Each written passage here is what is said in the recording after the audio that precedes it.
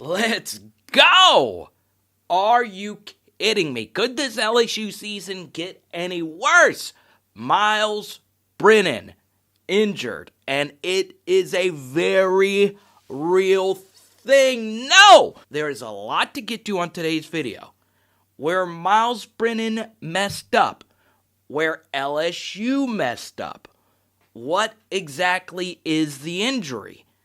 Who is actually going to replace Myles Brennan? Is it Max Johnson or TJ Finley? So, go on ahead, subscribe to the channel, ring the bell, never miss a video.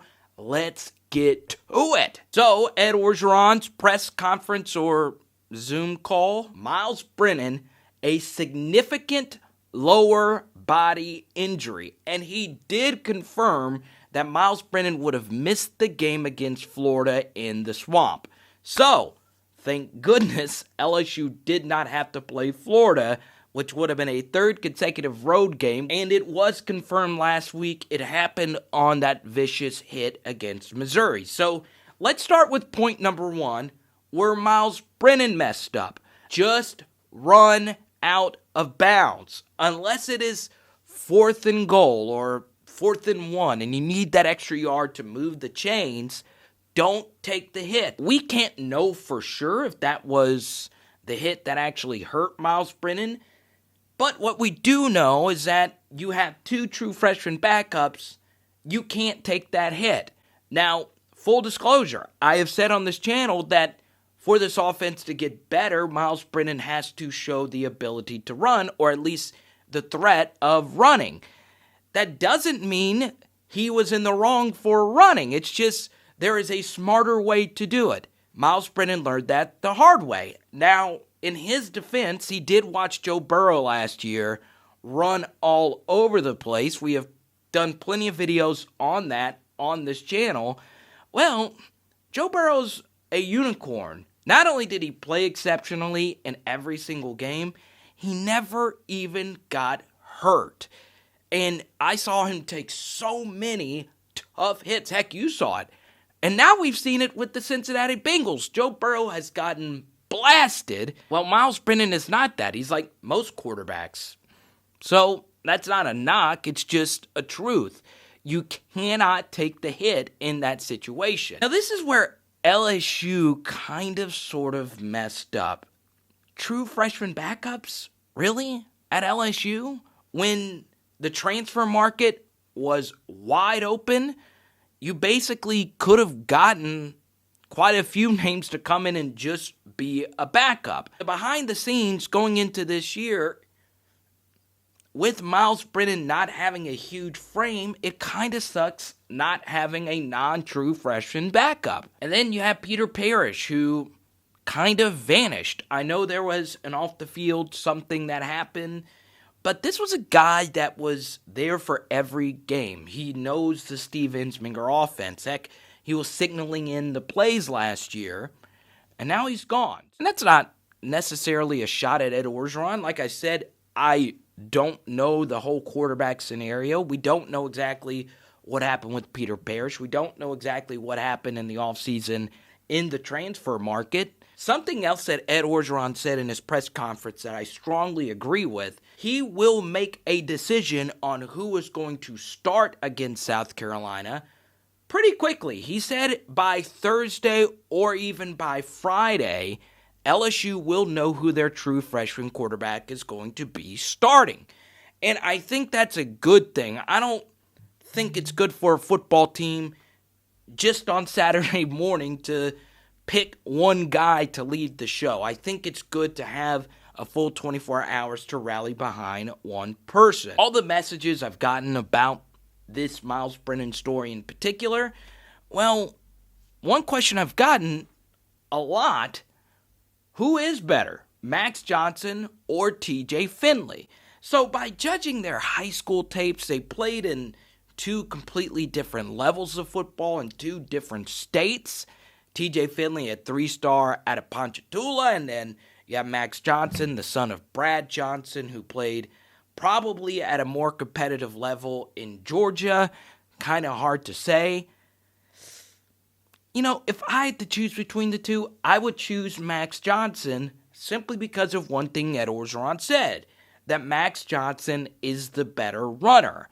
And as a true freshman quarterback, when you're still learning the offense and the speed of SEC play, it's better to have someone that can run themselves out of trouble. And when you look historically at the true freshman quarterbacks that have had some success at the SEC level, you see a guy like a Jalen Hurts who was able to run at Alabama. So that's why it is huge that Max Johnson is the better runner, and I think LSU is leaning in that direction. So a lot of you have been asking me questions about the extent of Myles Brennan's injury, which is totally fine. You can send me a message at Carter the Power. I've been talking to a lot of you viewers on Instagram and on Twitter and in the comment section below, and I absolutely love it. You can ask me any question.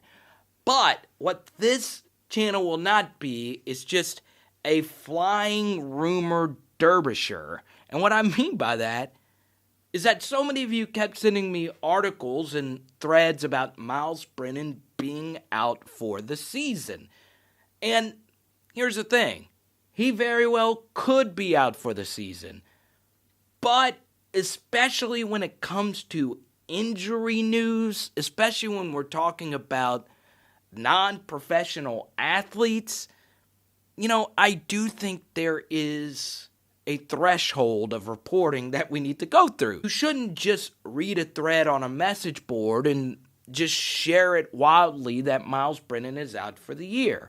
Or read one LSU blog that says Myles Brennan is out for the year and then just spread it wildly like it's fact. It is not indeed a fact. It is not official that Myles Brennan is out for the year until LSU actually says it. Now look, I'm not saying don't run with a story. If you believe that story is true and it's reported by multiple sources and it's a reputable outlet and you actually have heard this from people that know what they're talking about, then yeah, feel free to share it with me. Feel free to share it with your friends. But if you're just getting a link to an article and sharing it and acting as if that is true without actually reading the article, that is where rumors become truth, when that is not the case. Because, and this is coming from someone that knows quite a few medical orthopedic surgeons and doctors, trust me on this, injuries are fluid. People heal differently. People take different levels of treatment. There are oftentimes options when it comes to how you deal with an injury. Do you want to have surgery and start the rehab process? Do you just want to rub some dirt on it and tough it out? There are different philosophies to different types of injuries because, like, the media, like with anything in the world, things are constantly changing. So we don't know the extent of Myles Brennan's injury. We do know that it is serious, according to Ed Orgeron. It is significant.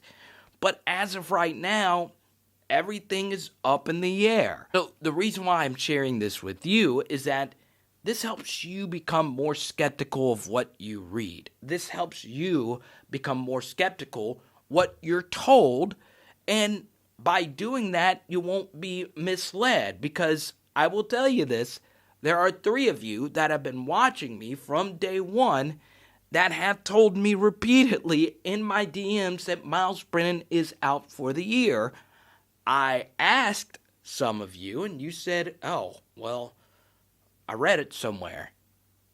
You see? That's where you can get misled, and I don't want that to happen. That's the point of this channel, is to not only make you smarter, but to make me smarter. Because if there's 3 of you saying that this has happened, and I'm like, okay, well, this might be true. And guess what? It might be true. It's just that we don't know it.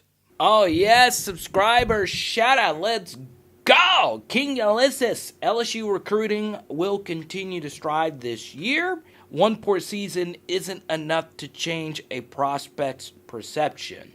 So, I agree. That's what we talked about in the recruiting video from then. I'll link it down below.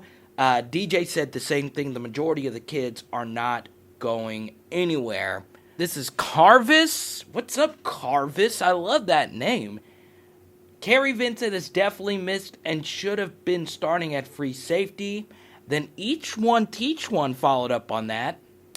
Shelvin, Chase, and Vincent all sold out their coach, and you've seen Smith or Waddle not give up on Coach Saban. That's the point he's making. Well, each athlete is different. Each situation is different.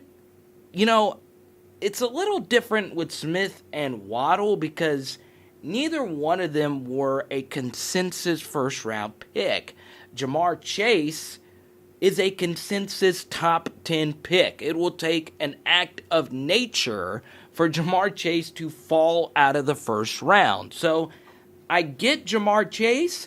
Tyler Shelvin and Kerry Vincent, yeah, you could be a little bit more critical of them because they are not for sure first-round picks.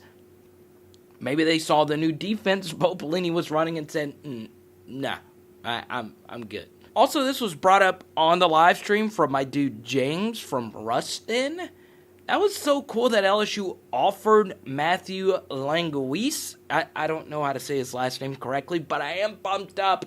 He's from New Roads, Louisiana, my mother's hometown. Pointe-Coupee Parish, stand up. I just love the kid because he's from there, and hopefully he does end up committing to LSU. Now, what does that mean for the rest of recruiting?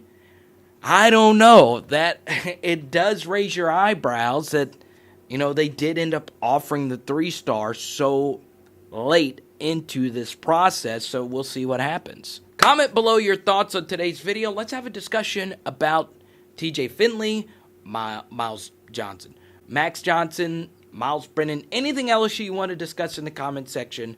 Let's do it. It's Hour LSU. Boom! Ooh, I'm about to eat, yes, a filet mignon. Why not? Fillets! Let's go. Let's go.